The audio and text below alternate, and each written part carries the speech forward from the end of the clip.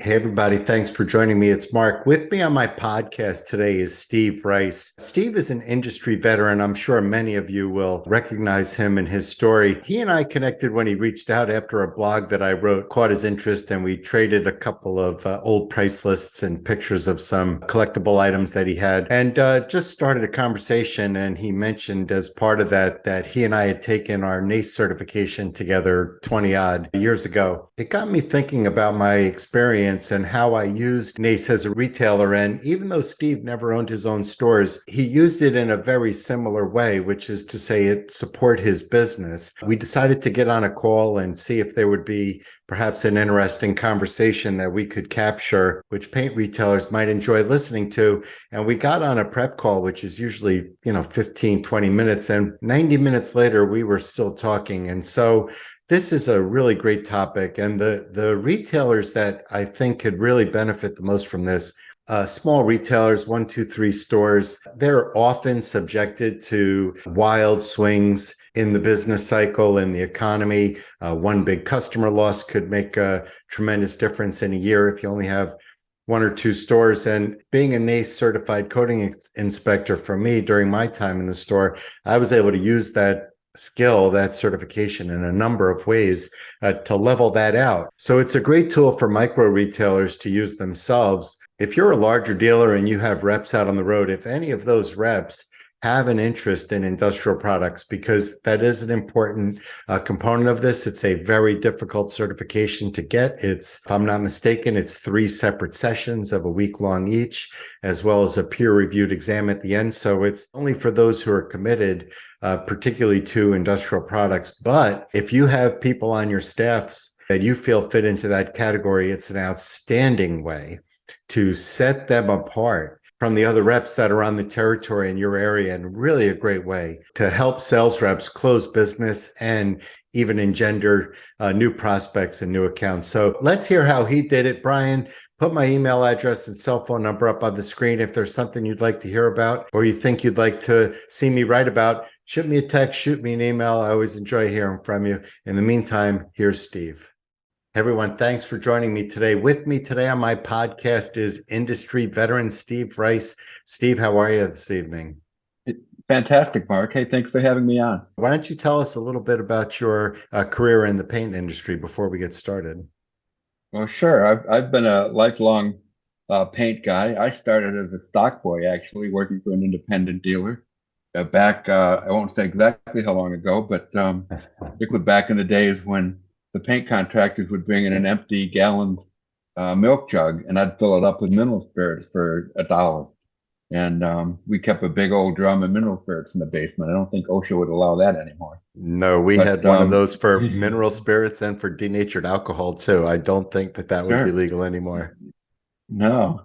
So I did that when I was in college, and then graduated college, went with Sherwin-Williams through their management training program, and was with Sherwin for about 10 years, managed 2 different stores, including a commercial store. And I think that's really kind of what whetted my appetite for industrial coating, which is kind of our topic today. Which is what we're here to talk about today, yeah. Yeah, and from there, then I became a sales rep with an independent dealer again, and then had the opportunity to become a NACE certified coatings inspector, and I'll kind of dive into that a little bit more here in a moment. But through that, then I ended up hooking up with a manufacturer's rep, and we just sold exclusively high performance industrial coating. We had about 6 or 7 lines, everything from fire retardant coatings to containment coatings and rust inhibitive coatings, of course. So did that, and then ended up actually back the last 7 years at one of the independent dealers that I worked with previously until my retirement in November. Interesting part of that is that you and I met. We had about a 20-year gap in our relationship. We've reconnected recently, I guess because of a blog that I wrote. Maybe you reached out, but you and I took the NACE certification together. What year was that? That was in 2004. That's crazy. And we took the class together. We had lunch, and which I remembered because you were writing a column for the Paint Retailer, I think, at that time. That's right, the Paint Dealer magazine. That's right. the paint dealer. Okay. And so yeah, and then you started doing this, and I responded to one of your blogs, and here we are. And here we So it's are. kind of neat. Yeah. And so I want to talk a little bit. I have, as you know, a specific topic in mind that I want to Right. get out to Mm-hmm. my listeners. But to set that up a little bit, why don't you give us just a couple of minutes of what NACE is? That's what we're going to be Sure. talking about to make the point that we want to make later in the program. Absolutely, Mark. So NACE, the acronym for the National Association of Corrosion Engineers, NACE. And NACE offered a certified coatings inspector program that would be certifying somebody to be a third-party inspector on industrial coating jobs. NACE's mission would be to prevent corrosion in all its forms. And of course, one of the main ways I should say that we can do that, as you know, is through coatings. Well, Yes, then in industrial coatings. well, I get through 2021. We'll kind of get into a little alphabet soup here. But NACE merged with SSPC, and SSPC is the Society for Protective Coating, and of course they're very coating directed. Our viewers might know SSPC if they're not familiar with the organization. Maybe they've seen them on specifications. That's like, right. I was surface prep. just about to say they're the organization that codifies all the surface prep for primarily metal surfaces, but for industrial coatings. Sure. Yep. And they have concrete and all that too. I guess they do all of that too now. Yeah. Yeah. So NACE and SSPC merged in 2021, and they formed the AMPP, which is the Association for Materials Protection and Performance. And so now AMPP has kind of taken over the coating inspector certification program. I would say that program is as we took it, we refer to it as NACE kind of because that's what we went through. That's what's on our certification, on our certificates. And but the program that we went through was 3 weeks of class and hands-on study, followed by a pretty thorough exam. And at the end of 3 sessions, if you passed all 3 of your exams. That exam was a peer review exam. So you sat, as I recall, in a panel, and they asked you questions, difficult questions about the coursework that you had covered, as I recall, right?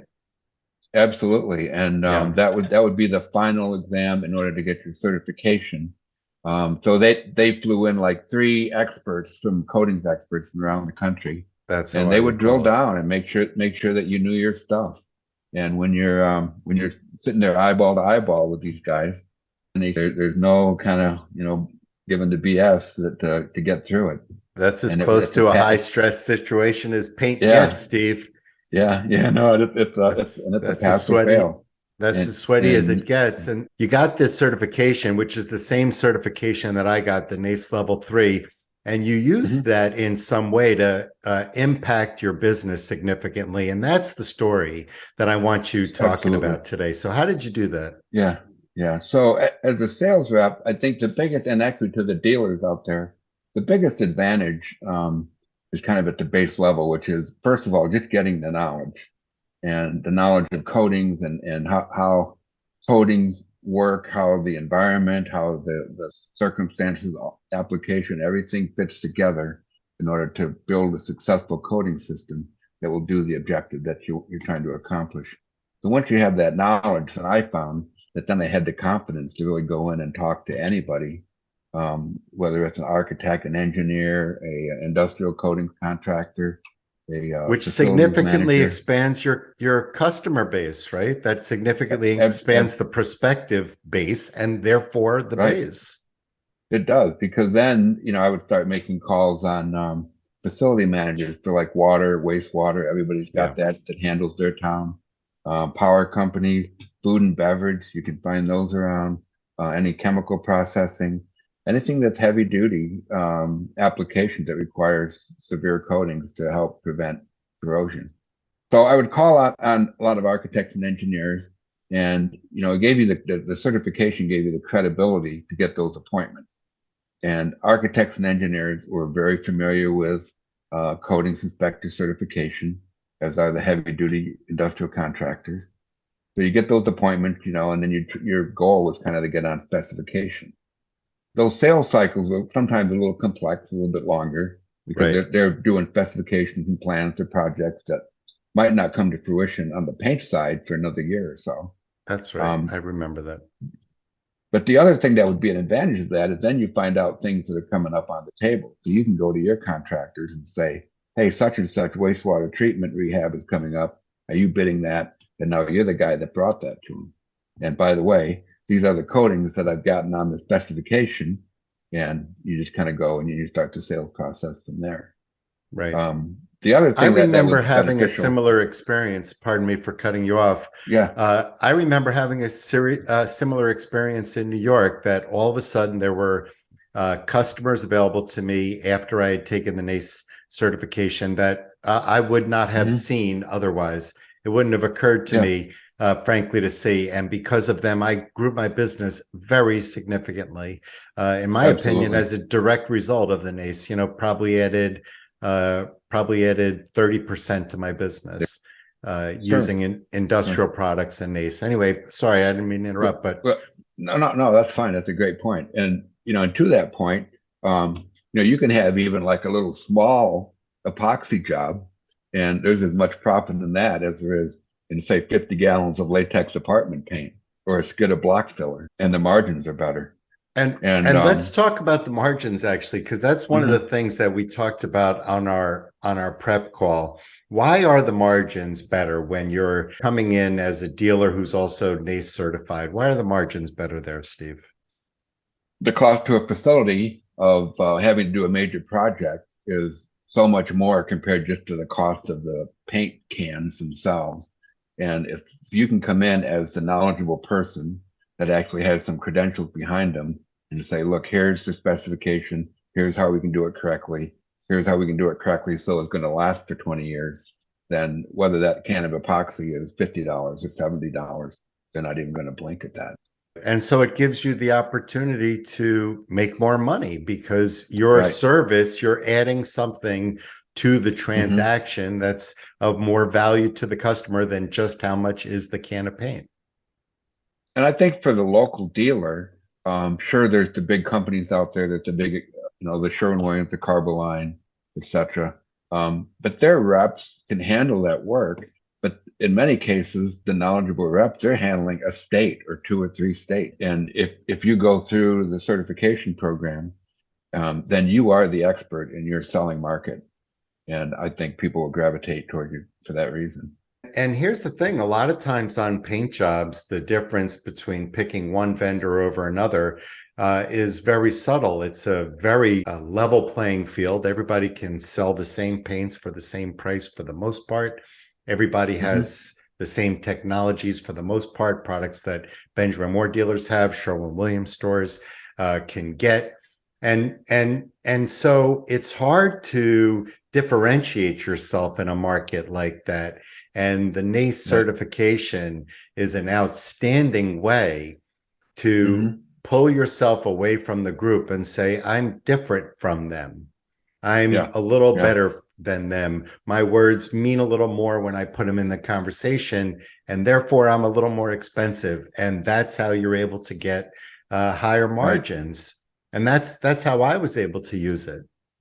Yeah, and I think that expertise, we're talking really kind of exclusively industrial coatings, but that expertise for the dealer, I think filters down to everything. So, if your contractor knows you're handling the wastewater treatment rehab project, then calling you out to figure out why the house is peeling, to him is just like a natural. Of course, I'm going to Right. call Mark, or of course, I'm going to call Steve because they know coatings inside and out. From the time I became a NACE inspector, I spent as much time as possible on my jobs because I felt like that certification gave me a badge that allowed me to sell. And I Hmm. used it over the course of my career, not just to sell, but to create other opportunities as well. I shared with you on our call, I used to do inspections, which I Right. remember you saying you never did inspections. You used it just as a tool uh, Right. to make a sale. for me, I used it primarily as a tool to make a sale.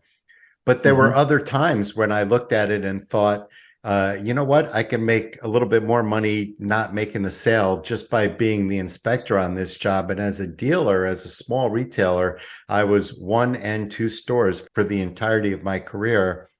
As a retailer, it was nice to know that I always, every year, had a little bit of income that I could be assured would come in from inspections or, something like it, that I didn't Right. have to share that with Benjamin Moore, right? That was my Yeah. money.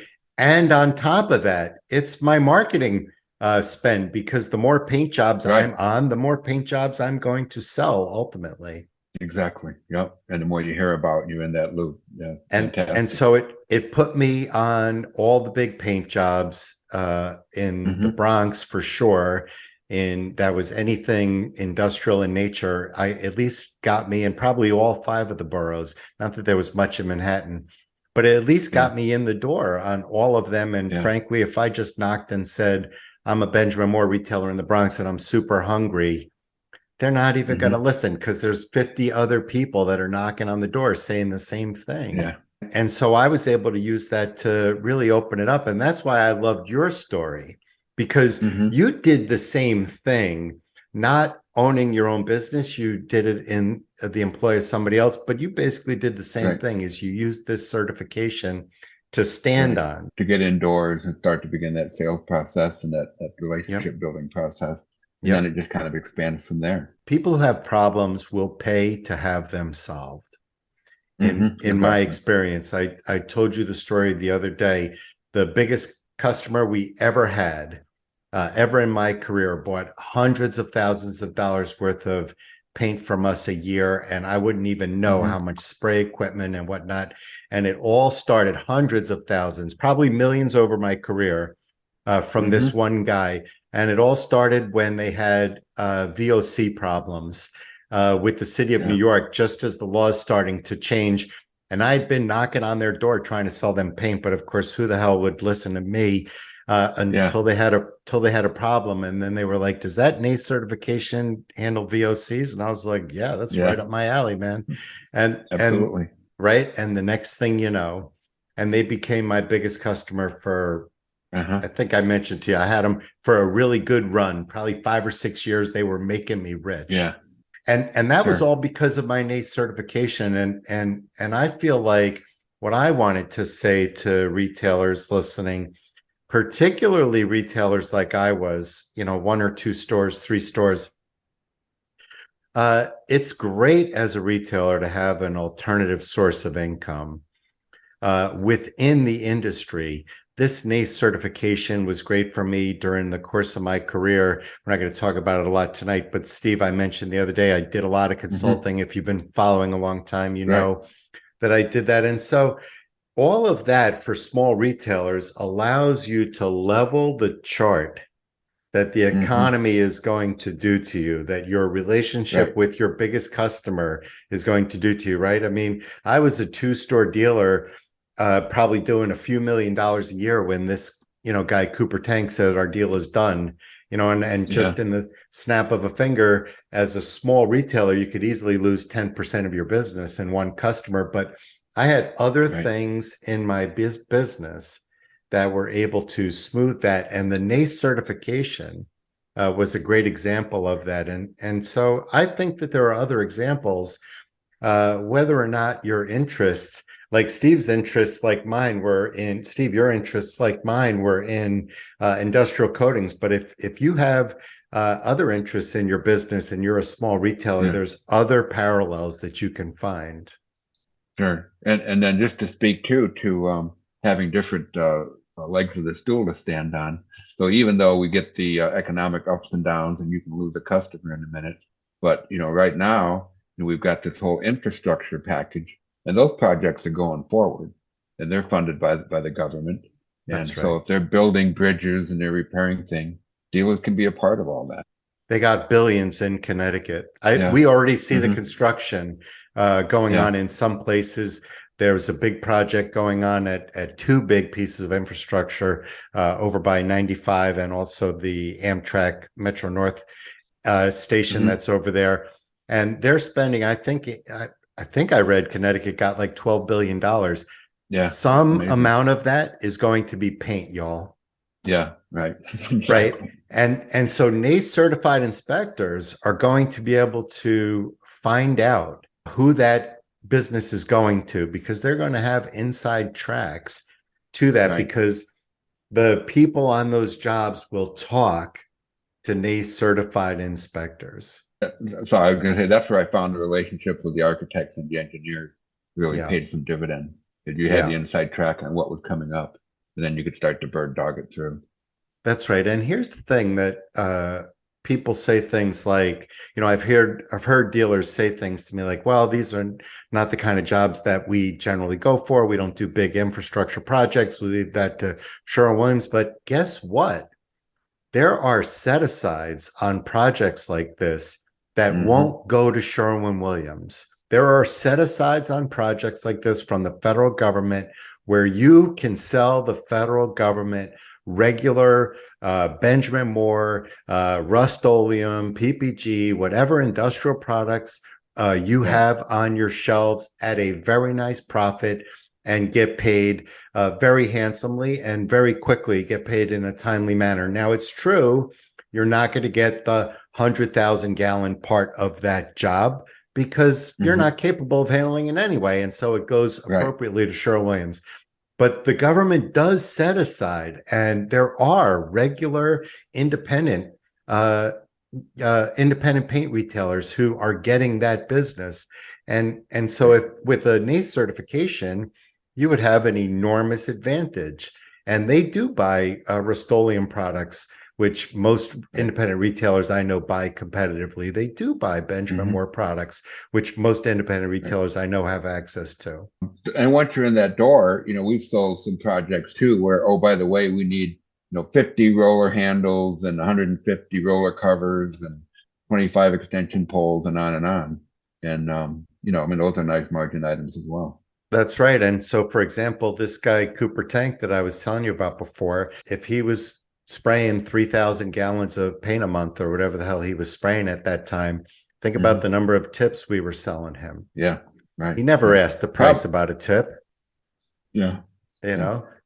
And Yeah. so it just creates all of these opportunities. Now, you and I went Hmm. far afield the other day, and I started Yeah. sharing how I would really, to me, these jobs, I would turn down a lot of opportunities to sell when I was a NACE inspector, because I preferred just somebody writing me a check. And Yeah. and I think that that opportunity exists for dealers as well. You can put yourself in the middle, get a check for being the inspector on the job. But here's the nice part: is you're still on the job.